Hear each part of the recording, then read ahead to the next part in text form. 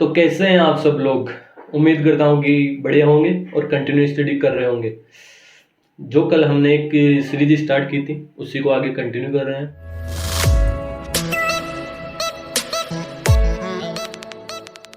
तो ध्यान देना, जो कल हमने पढ़ा एक बार मैं वापस बता देता हूँ। कल हमने पढ़ा आवेश। आवेश के बारे में पढ़ रहे थे हम, ठीक है। कल हमने देखा था कि आवेश सामान्यतः दो अवस्था में पाया जाता है, या तो वो स्थिर रहेगा या वो गतिमान रहेगा। स्थिर रहेगा तो वो केवल केवल विद्युत क्षेत्र उत्पन्न करेगा। अगर गतिमान है तो वो केवल और केवल विद्युत क्षेत्र और चुंबकीय क्षेत्र दोनों प्रकार के क्षेत्र उत्पन्न करेगा। और वो असमरूप गति कर रहा है तो वो वहाँ पे विद्युत क्षेत्र भी उत्पन्न करेगा, चुंबकीय क्षेत्र भी उत्पन्न करेगा और एक तरंग का निर्माण करेगा जिसे बोलते हैं विद्युत चुंबकीय तरंगे। फिर हमने देखा कि किसी वस्तु को आवेशित करने के लिए सिर्फ और सिर्फ इलेक्ट्रॉन उत्तरदायी होते हैं, ठीक है। क्योंकि प्रोटॉन नाभिक में होते हैं और नाभिक में जो बल पाया जाता है वो प्रबल बल होता है, और इलेक्ट्रॉनों को हम आसानी से निकाल पाते हैं क्योंकि वो ध्रुवीय बंधों से बंधे होते हैं, ठीक है। तो आगे की हम स्टार्ट कर रहे हैं। आज हम आवेश की डेफिनेशन पढ़ेंगे। स्टार्ट करते हैं। देखो, आवेश आवेश को इंग्लिश में बोलते हैं चार्ज, ठीक है। देखो मैं इसकी डेफिनेशन लिख रहा हूँ, फिर आगे कंटिन्यू करेंगे। आवेश किसी पदार्थ के द्रव्यमान से संबंधित गुण होता है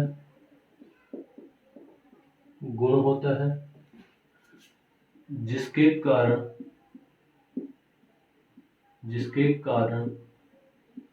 वह पदार्थ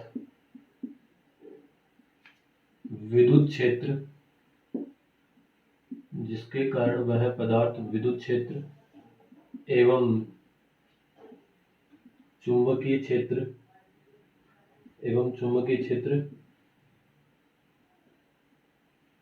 उत्पन्न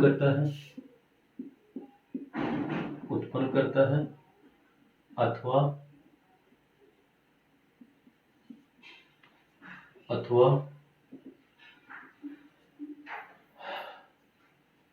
अनुभव करता है, आवेश कहलाता है।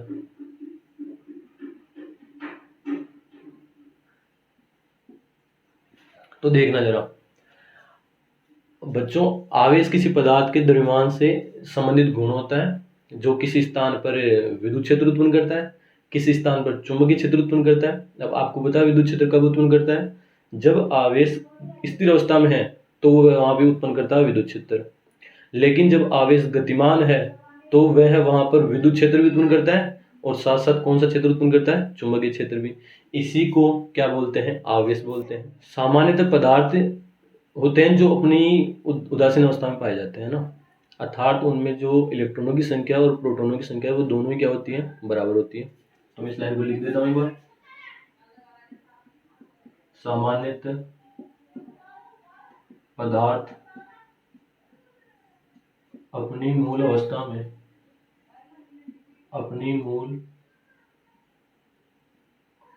में उदासीन होते हैं, अर्थात उनमें प्रोटॉनों की संख्या बराबर होती है किसके? इलेक्ट्रॉनों की संख्या के, इलेक्ट्रॉनों की संख्या के। इसको मैं एक लाइन में ऐसे लिख सकता हूँ, नंबर ऑफ प्रोटॉन और नंबर ऑफ इलेक्ट्रॉन दोनों ही क्या होते हैं? उदासीन अवस्था में बराबर होते हैं। अर्थात ये वस्तु किस अवस्था में है? उदासीन अवस्था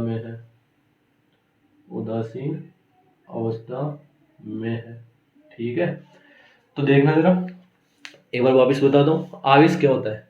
आवेश होता है किसी पदार्थ के द्रव्यमान संबंधित वह गुण जिसके कारण वह पदार्थ विद्युत क्षेत्र उत्पन्न करे, चुंबकीय क्षेत्र उत्पन्न करे। अब आपको पता है कि वह पदार्थ विद्युत क्षेत्र कब उत्पन्न करेगा? जब आवेश रुका हुआ है, मतलब स्थिर है, ठीक है। जब आवेश नियत वेग से गतिमान है अर्थात समरूप गति कर रहा है तो वह वहां पे विद्युत क्षेत्र उत्पन्न करेगा, चुंबकीय क्षेत्र उत्पन्न करेगा। असमरूप गति कर रहा है तो विद्युत क्षेत्र, चुंबकीय क्षेत्र, लेकिन एक तरंगे बनाता है, विद्युत चुंबकीय तरंगे। और जब भी पदार्थ अपने ही मूल सामान्य अवस्था में पाया जाता है तो उदासीन होता है। उदासीन का मतलब सिर्फ इतना सा है कि उसमें प्रोटॉन और इलेक्ट्रॉन की संख्या क्या है, बराबर। यहाँ तक कोई दिक्कत? एक बार उतार लो फिर आगे बढ़ते हैं। स्क्रीनशॉट ले लेना इसका, आगे बढ़ते हैं।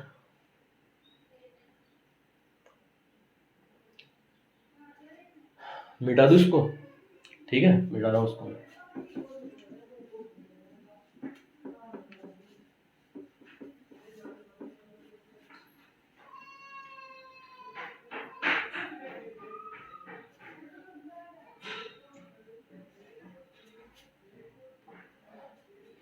अब हम आवेश की मात्रक विमा की बात कर लेते हैं एक बार, है ना, इम्पोर्टेंट है, पूछा जाता है, देखना जरा। आवेश के मात्रक व विमा। देखो हम पढ़ रहे हैं आवेश के मात्रक और विमा। तो पहले हम एसआई मात्रक की बात करते हैं, देखना जरा। आवेश का एसआई मात्रक, आवेश का एसआई मात्रक आपको याद होना चाहिए, आपने पढ़ भी लिया है ये शायद 10th क्लास में। देखो सर, आपको एक चीज, एक फॉर्मूला पता है, धारा क्या होती है, आई बराबर क्यू अपॉन टी होती है। यहाँ से क्यू निकालो एक बार, क्यू बराबर ये डिवाइड में इस तरफ जाके मल्टीप्लाई में आई टी। देखो क्यू क्या है यहाँ पे, आवेश, आई क्या है यहाँ पे, धारा, और टी क्या है यहाँ पे, समय। देखो ये यहाँ पे है समय, ये यहाँ पे क्या है, धारा, और ये यहाँ पे क्या है, आवेश। तो आपको आवेश का मात्रक कितना चाहिए, यहाँ से निकल जाएगा। धारा का जो ऐसे मात्रक है वो होता है एम्पियर। क्या होता है बच्चों, एम्पियर, कैपिटल ऐसे दिखाते हैं इसको, एम्पियर। और समय का ऐसा ही मात्रक क्या होता है, सेकेंड। क्या होता है, सेकेंड। तो आवेश का जो मात्रक है वो क्या मिला, यहाँ से मिला, इसको यहाँ पे बोलते हैं एम्पियर, एम्पियर, और इसको यहाँ पे बोलते हैं सेकेंड,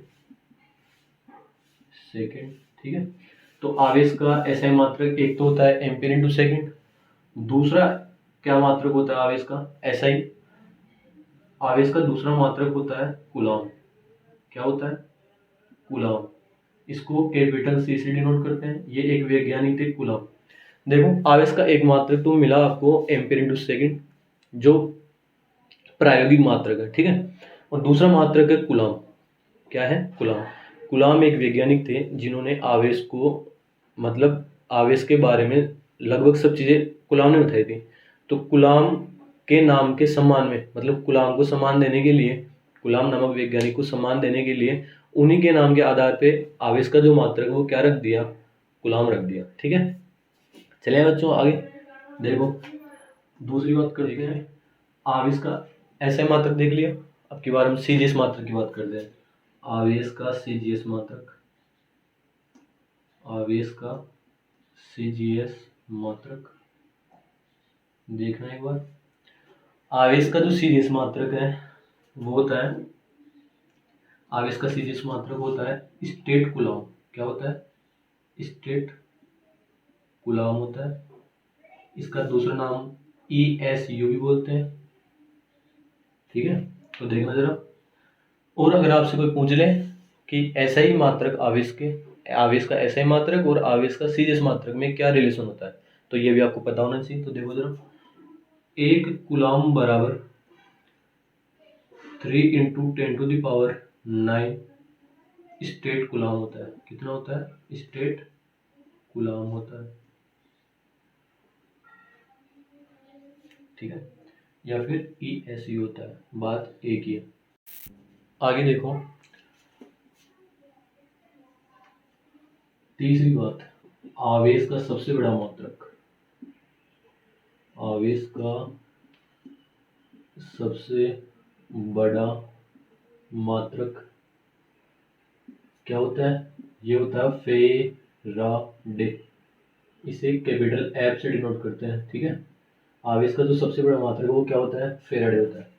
और आपको पता होना चाहिए कि कूलॉम और फेराडे में क्या रिलेशन होता है, ये न्यूमेरिकल में काम आएगा। ठीक है, तो देखो जरा, 1 फेराडे बराबर 9500 कूलाम होता है। ओके। तो आपको याद क्या रखना है, आवेश का SI मात्रक जो कूलाम होता है, और दूसरा क्या होता है, एम्पीयर इंटू सेकेंड होता है। तीसरा आवेश का सीरीज मात्रक स्टेट कूलाम होता है, जिसकी वैल्यू 3 × 10⁹ कूलाम होती है। आवेश स्टेट कूलाम होती है, सॉरी। आवेश का सबसे छोटा मात्रक, सबसे बड़ा मात्रक फेराडे होता है, और 1 फेराडे कितना होता है, 9500 कूलाम। यहाँ तक कोई दिक्कत? एक बार स्क्रीनशॉट ले लो इसका, आगे चलते हैं। मिटा दो इसको। हाँ, तो हम नेक्स्ट जो टॉपिक है वो स्टार्ट करने जा रहे हैं, देखना जरा एक बार। नेक्स्ट टॉपिक का नाम है आवेशन। क्या नाम है? आवेशन। इसका मतलब होता है चार्जिंग, इसको इंग्लिश में बोलते हैं चार्जिंग। ठीक है। आवेशन का मतलब क्या है? आवेशित करना, मतलब किसी वस्तु को आवेशित करने की प्रक्रिया ही क्या कहलाती है? आवेशन कहलाती है, चार्जिंग कहलाती है। मतलब आपको पता है आवेशित कैसे करते हैं? इलेक्ट्रॉनों से कर सकते हैं और प्रोटोनों से कर सकते हैं, लेकिन जो प्रोटोनों का स्थानांतरण वो हम पॉसिबल नहीं है वो। ठीक है। और वो आपको अगर जानना है इसके बारे में तो इससे पहले वाला वीडियो जरूर चेकआउट कीजिएगा, समझ में आ जाएगा। अब मैं ऐसे बोलना चाहता हूँ कि आवेशित किसी वस्तु, उदासीन वस्तु को आवेशित कैसे किया जा सकता है? आवेशित करने का सिर्फ इतना सा मतलब है, या तो उसको इलेक्ट्रॉन दे दो या उससे इलेक्ट्रॉन निकाल लो। ठीक है। इलेक्ट्रॉन देने से इलेक्ट्रॉनों की संख्या बढ़ेगी, इलेक्ट्रॉनों की संख्या बढ़ेगी तो वो वस्तु ऋण आवेशित हो जाएगी। अगर उस वस्तु से आपने इलेक्ट्रॉन ले लिए, निकाल दिए बाहर, तो इलेक्ट्रॉनों की संख्या में कमी आएगी, जिसकी वजह से वहाँ पे धनावेश उत्पन्न होगा उस वस्तु में। ठीक है। तो यहाँ पे मैं एक लाइन लिख दूँ पहले तो, किसी वस्तु को आवेशित करने की प्रक्रिया, इसकी डेफिनेशन लिख दूँ, किसी वस्तु को आवेशित करने की प्रक्रिया, आवेशित करने की प्रक्रिया आवेशन कहलाती है। आवेशन कहलाती है। आवेशन मतलब उदासीन वस्तु को आवेशित कर दो, आवेशन कहलाएगी प्रक्रिया। ठीक है। अब आवेशित हम दो प्रकार से कर सकते हैं, या तो वस्तु को हम कर सकते हैं धन आवेशित, या वस्तु को कर सकते हैं हम ऋण आवेशित। और एक लाइन और बता दूं मैं आपको कि जो हमें केवल और केवल इलेक्ट्रॉनों के स्थानांतरण से ही आवेशित कर सकते हैं। ठीक है। तो यहाँ पे एक लाइन अभी लिख देंगे। तो पहले देखो, धनावेशित करने का मतलब क्या है? धनावेशित करने का मतलब इतना सा है, प्रोटोनों की संख्या ज्यादा करनी है इलेक्ट्रॉनों की संख्या से, और ऋणावेशित करने का मतलब इतना है, इलेक्ट्रॉनों की संख्या ज्यादा कर दो प्रोटोनों की संख्या से। ठीक है। देखो, उदासीन अवस्था में प्रोटोन और इलेक्ट्रॉन दोनों बराबर होते हैं। जैसे आप अगर धनावेशित करना चाहते हो तो प्रोटोन ज्यादा करने हैं, प्रोटोन ज्यादा करने हैं तो इलेक्ट्रॉनों की संख्या में क्या कर दो, कमी कर दो। कमी करने का मतलब है उस पदार्थ से इलेक्ट्रॉन बाहर निकाल दो। इलेक्ट्रॉन बाहर निकालने से क्या होगा, उस पदार्थ में इलेक्ट्रॉनों की कमी आएगी, और इलेक्ट्रॉनों की कमी को ही क्या बोलते हैं, धनावेशित बोलते हैं। तो यहाँ पे मैं लिख देता हूँ, किसी वस्तु से इलेक्ट्रॉन बाहर निकालने पर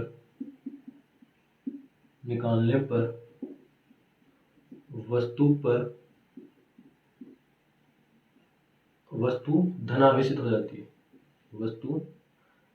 किसी वस्तु से यहाँ पे मैं वापस मिटा देता हूँ, किसी वस्तु से इलेक्ट्रॉन बाहर निकालने पर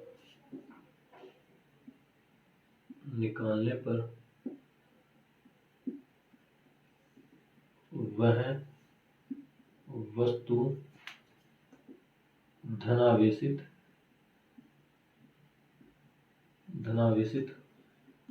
हो जाती है, क्योंकि वहां पर प्रोटोनों की संख्या ज्यादा हो जाएगी, किससे, इलेक्ट्रॉनों की से। इसका मतलब वो वस्तु धनावेशित हो जाएगी। ठीक है। एक बार में ऋणावेशित की बात कर लूँ। ऋणावेशित करने का इतना सा मतलब है इलेक्ट्रॉनों की संख्या ज़्यादा कर दो। उदासीन अवस्था में प्रोटॉन इलेक्ट्रॉन दोनों बराबर है, आपको इलेक्ट्रॉनों की संख्या ज़्यादा करनी है। इलेक्ट्रॉनों की संख्या ज़्यादा करनी है मतलब उस वस्तु में इलेक्ट्रॉन बढ़ा दो। बढ़ाने का मतलब उस पदार्थ में इलेक्ट्रॉन आप बाहर से डाल दो, ठीक है। डालने से क्या होगा, इलेक्ट्रॉन बढ़ जाएंगे। इलेक्ट्रॉन बढ़ेंगे तो वहाँ पे वो वस्तु कौन सी अवस्था में आ जाएगी, ऋणावेश वस्तु अवस्था में आ जाएगी। तो मैं यहाँ पे लिख देता हूँ, किसी वस्तु को किसी वस्तु को किसी वस्तु से किसी वस्तु को इलेक्ट्रॉन किसी वस्तु को इलेक्ट्रॉन देने पर उस वस्तु पर ऋणावेश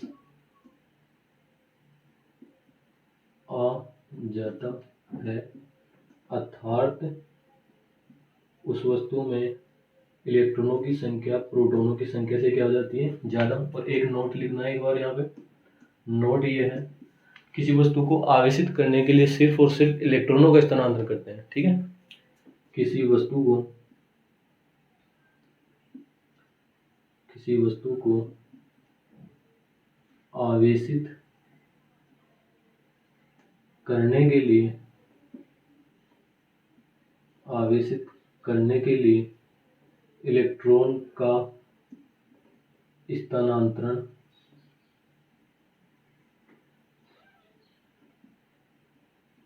करते हैं। तो जरा एक बार जरा गौर करना, आवेशन का मतलब है उदासीन वस्तु को आवेशित करना है। और आवेशित कैसे करते हैं, या तो उस वस्तु से इलेक्ट्रॉन ले लो या उस वस्तु में इलेक्ट्रॉन डाल दो। इलेक्ट्रॉन लेने से क्या होगा, इलेक्ट्रॉनों की कमी होगी, और इलेक्ट्रॉनों की कमी को ही यहाँ पे क्या बोलते हैं, उस वस्तु पे कौन सा आवेश आ जाएगा, धनावेश। अगर उस वस्तु में इलेक्ट्रॉन बाहर से दे दिया आपने, डाल दिया उसमें, तो इलेक्ट्रॉनों की संख्या पहले की तुलना में क्या हो जाएगी, ज़्यादा हो जाएगी। ज़्यादा होने का मतलब है इलेक्ट्रॉनों की वृद्धि हो जाएगी। इलेक्ट्रॉनों की वृद्धि का मतलब है वह वस्तु पे जो आवेश आएगा वो कौन सा होगा, धनावेश आएगा। ठीक है, यहाँ तक कोई दिक्कत। हाँ, तो नेक्स्ट बात करते हैं। देखो अब मैं एक क्वेश्चन से समझाना चाहता हूँ ना। मैं आपसे एक क्वेश्चन पूछ रहा हूँ, बताना जरा, सोचना।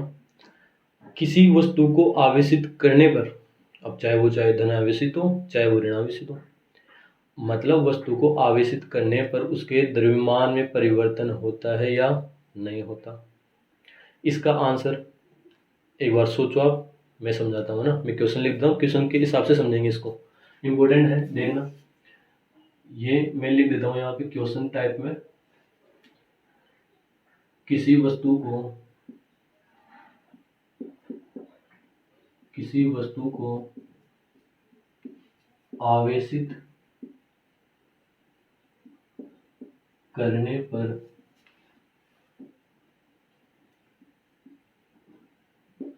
क्या उसके द्रव्यमान में परिवर्तन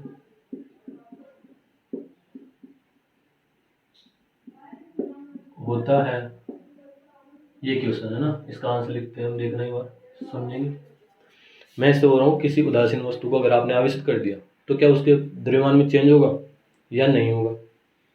तो देखो जरा, आवेशित करने का मतलब क्या है, या तो उसमें इलेक्ट्रॉन डाल दिया आपने। और ऋणावेशित करने का मतलब क्या है, नहीं, आवेशित करने का मतलब क्या है, या तो उसमें इलेक्ट्रॉन की वृद्धि कर दो या इलेक्ट्रॉनों की क्या कर दो, कमी कर दो। तो जरा देखना, अगर मैंने इलेक्ट्रॉनों की उसमें क्या कर दी है, वृद्धि, इलेक्ट्रॉनों की वृद्धि की है, मतलब उस, जैसे मैं एक एग्जाम्पल समझा रहा हूँ, देखना। ये मान लो एक पदार्थ है, कोई पदार्थ है ये, ठीक है। इस पदार्थ, ये अभी कौन सी अवस्था में है, उदासीन अवस्था में है। और उदासीन अवस्था में जानते हो कि प्रोटॉन और इलेक्ट्रॉन दोनों क्या होते हैं, बराबर। मैं एक एग्जांपल समझा रहा हूँ, यहाँ पे मान लो प्रोटॉन भी कितने हैं, 4, और प्रोटॉन मान लो यहाँ पे 6 है, और इलेक्ट्रॉन भी कितने हैं, यहाँ पे 6 है। उदासीन अवस्था में एक बार तो मैं इलेक्ट्रॉनों की कमी करूंगा, एक बार इलेक्ट्रॉनों की क्या करूंगा, वृद्धि करूंगा। तो जरा देखना, अगर मैं इलेक्ट्रॉनों की कमी करता हूँ तो वहां पे क्या उत्पन्न होता है, उस वस्तु पे धनावेश उत्पन्न होता है। अगर मैं इलेक्ट्रॉनों की क्या कर दूं, वहां पे कमी कर दूं, तो वहां पे क्या हो जाएगा, इस वस्तु पे धनावेश आएगा। धनावेश आएगा मतलब देखो, प्रोटोनों में मैंने कोई चेंज नहीं किया, 6 के 6 ही हैं।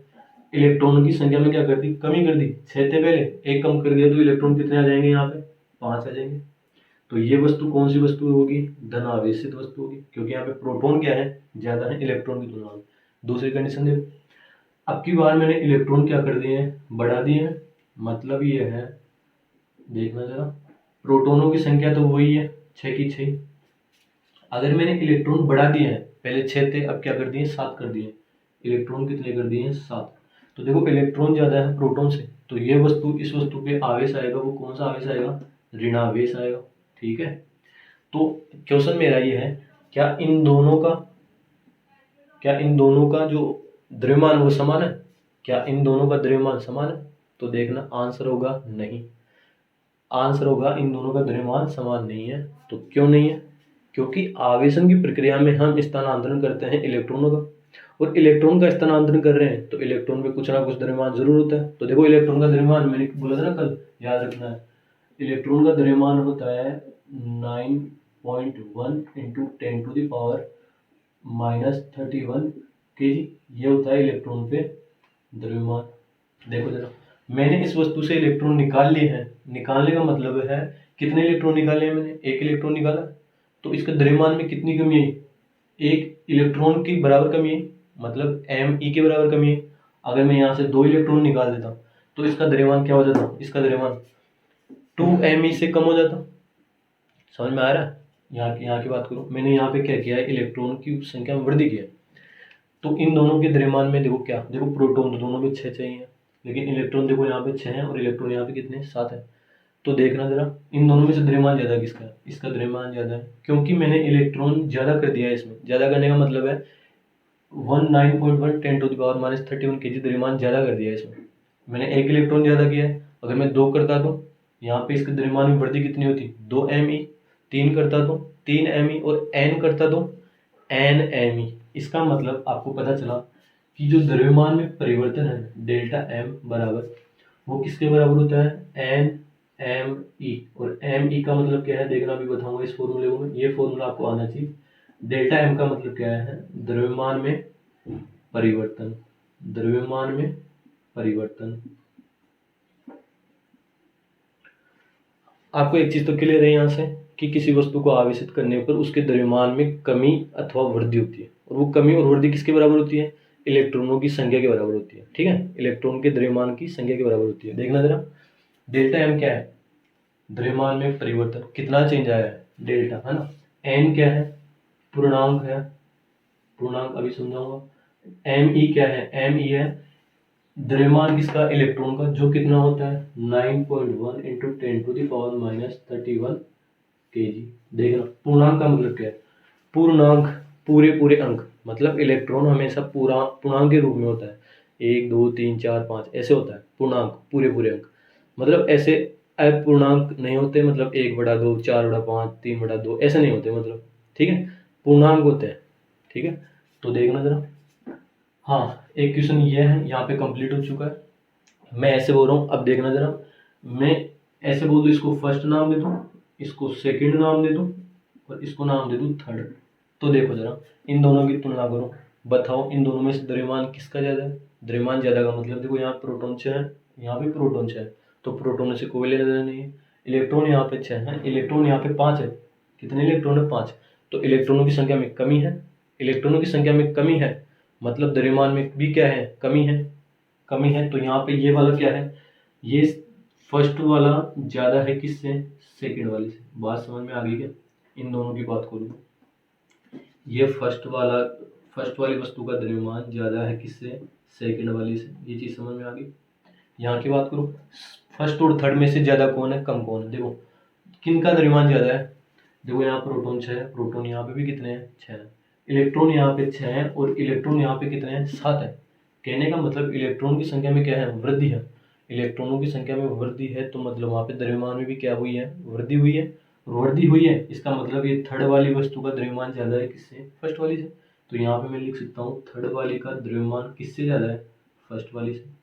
तो आप इस क्वेश्चन का आंसर ऐसे लिख सकते हो। देखना जरा, मैं वापस बोल दूं, क्या किसी वस्तु को आवेशित करने पर उसके द्रव्यमान में परिवर्तन होता है, तो इसका आंसर है होता है। कितना होता है वो इलेक्ट्रॉनों की संख्या पे डिपेंड करता है। ये ना फॉर्मूला पूर्णांक कितने इलेक्ट्रॉन, 4 इलेक्ट्रॉन निकाले तो 4 Me, 5 निकाले तो 5 Me, 6 निकाले तो 6 Me और n निकाले होते तो n Me। अब देखना द्रव्यमान में कमी कब होगी, जब इलेक्ट्रॉनों की संख्या में क्या हो रही होगी, कमी हो रही होगी। और द्रव्यमान में वृद्धि कब हो रही होगी, जब इलेक्ट्रॉनों की संख्या में क्या हो रही होगी, वृद्धि हो रही होगी। यहाँ तक कोई दिक्कत? इसको अपनी लैंग्वेज में लिख देना। देखो ये उदासीन वस्तु है, उदासीन वस्तु का द्रव्यमान अपने सामान्य वस्तु, इसको मैं एक एग्जाम्पल समझा रहा हूँ। यहाँ तक एक बार इसका स्क्रीनशॉट ले लो, आगे बढ़ते हैं। फिर एग्जाम्पल से समझा रहा हूँ, देखना, मिटा दो इसको। ये फॉर्मूला याद होना चाहिए आपको। यहाँ से देखना, एक क्वेश्चन है, मैं एग्जाम्पल दे रहा हूँ इसका, आपको समझ में आ जाएगा। एक तो है Na प्लस, एक है Na, एक है Na माइनस। आपसे क्वेश्चन पूछ लिया कि ये सोडियम है, सोडियम की उदासीन अवस्था है, ये सोडियम यहाँ पे धनावेशित है, ये सोडियम यहाँ पे ऋणावेशित है, ठीक है। तो मैं आपसे क्वेश्चन पूछूं कि इन तीनों में से द्रव्यमान किसका ज़्यादा है और किसका कम है। तो देखो उदासीन वस्तु, ये उदासीन ही तो है, तो Na को यहाँ पे लिख लिया मैंने। अगर मैं इससे एक इलेक्ट्रॉन कम कर दूं, कमी करने का मतलब वहाँ पे द्रव्यमान में भी क्या होगी, कमी। द्रव्यमान में कमी है, इसका मतलब देखो यहाँ पे कैसा चार्ज आएगा, इस पॉजिटिव। तो मैं यहाँ पे क्या बोलूँगा, देखो उदासीन वस्तु का द्रव्यमान धनावेशित वस्तु की तुलना में क्या होता है, ज़्यादा। ये उदासीन वस्तु ही तो है पहली वाली, ये उदासीन वस्तु है, इसका द्रव्यमान ज़्यादा है किसकी तुलना में, सेकंड वाली। और सेकंड वाली वस्तु कौन सी है, धनावेशित। तो यहाँ से मैं बोल सकता हूँ उदासीन वस्तु का जो द्रव्यमान है वो ज़्यादा होता है किसकी तुलना में, धनावेशित की तुलना में। तो मैं यहाँ पे क्या बोलूँगा, Na ज़्यादा है किसकी तुलना में, Na प्लस की तुलना में। यहाँ तक कोई दिक्कत? इन दोनों की बात करी मैंने, अब इन दोनों की बात करो। देखो उदासीन और ऋणावेशित वस्तु, उदासीन और ऋणावेशित वस्तु, यहाँ पे देखो थर्ड ग्रेटर है फर्स्ट से, थर्ड वाली वस्तु कौन सी है, ऋणावेशित। तो आप यहाँ से क्या बोल सकते हो, ऋणावेशित वस्तु का द्रव्यमान अपनी सामान्य अवस्था मतलब उदासीन अवस्था से क्या होता है, ज़्यादा होता है। और ज़्यादा क्यों है, क्योंकि यहाँ पे इलेक्ट्रॉनों की संख्या देखो, यहाँ पे देखो प्रोटॉन 6 है, प्रोटॉन 6 है, इलेक्ट्रॉन 6 है, लेकिन इलेक्ट्रॉन यहाँ पे कितने हैं, 7 है। इलेक्ट्रॉन की संख्या में वृद्धि हो गई है, वृद्धि होने का मतलब क्या है, द्रव्यमान में भी क्या हुई है, वृद्धि हुई है। तो यहाँ से मैं क्या बोलूँगा, जो ऋणावेशित वस्तु है उसका द्रव्यमान अपनी उदासीन वस्तु की तुलना में क्या होता है, ज़्यादा होता है। तो मैं यहाँ से क्या बोल सकता हूँ, ऋणावेशित वस्तु का जो द्रव्यमान है वो ज़्यादा होता है किसकी तुलना में, उदासीन। तो ये मैंने किसका क्रम लिखा है, द्रव्यमान का। समझने का मतलब इतना सा है, उदासीन वस्तु का जो द्रव्यमान है वो ज़्यादा होता है किससे, धनावेशित की तुलना में, याद रखना। और उदासीन से ज़्यादा किसका द्रव्यमान होता है, उदासीन से ज़्यादा होता है ऋणावेशित वस्तु का, ऋणावेशित वस्तु का। ये मैं किसकी बात कर रहा हूँ, द्रव्यमान की बात कर रहा हूँ। यहाँ पे किन की बात कर रहा हूँ, द्रव्यमान में, द्रव्यमान की बात कर रहा हूँ, ठीक है। तो उम्मीद है आपको समझ में आया होगा। कल इस सीरीज को आगे बढ़ाएंगे। अगर कुछ भी हेल्प हुई हो तो प्लीज़ चैनल को सब्सक्राइब करना मत भूलिए, ठीक है।